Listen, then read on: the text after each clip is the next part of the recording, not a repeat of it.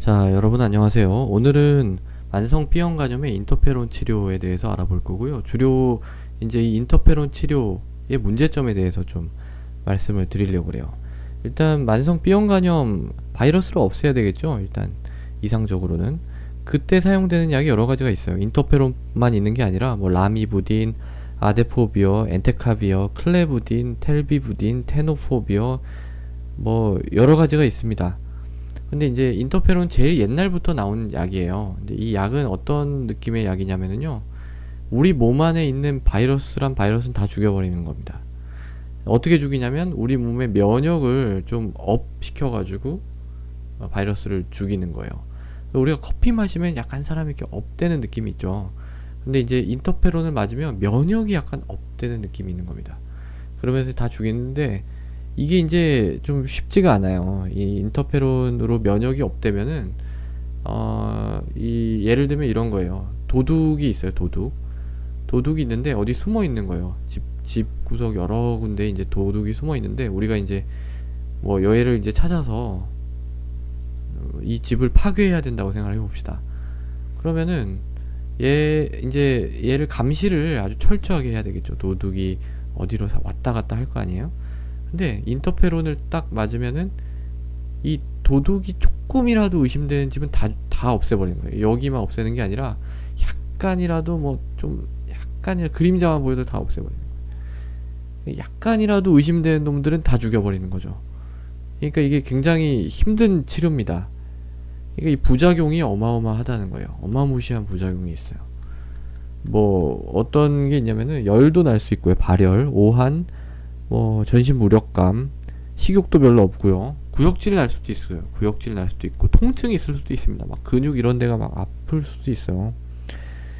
그리고 뭐 이제 그거 말고도 몸이 이제 힘드니까 사람이 우울해지기도 해요. 우울증에 빠지기도 해요. 이게 너무 심하면은요, 인터페론 치료하다가 생긴 우울증으로 자살하는 경우도 있어요. 이게 엄청난 거죠. 이 인터페론 치료를 함부로 잘 할 수가 없습니다. 게다가 이제 또 이 인터페론 치료의 문제가 뭐냐면은 이 인터페론 치료할 때 잘 듣는 사람이 어떤 사람이냐면, 첫 번째는 이 B형 간염의 DNA가 별로 없어야 돼요. 낮아야 되고요. 그 다음에 이제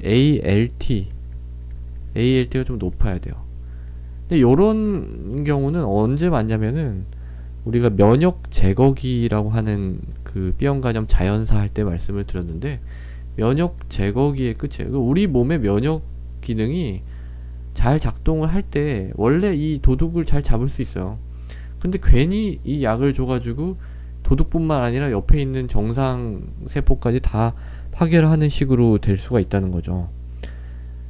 그러니까 이제 이 인터페론 치료는 사실 잘 하진 않습니다.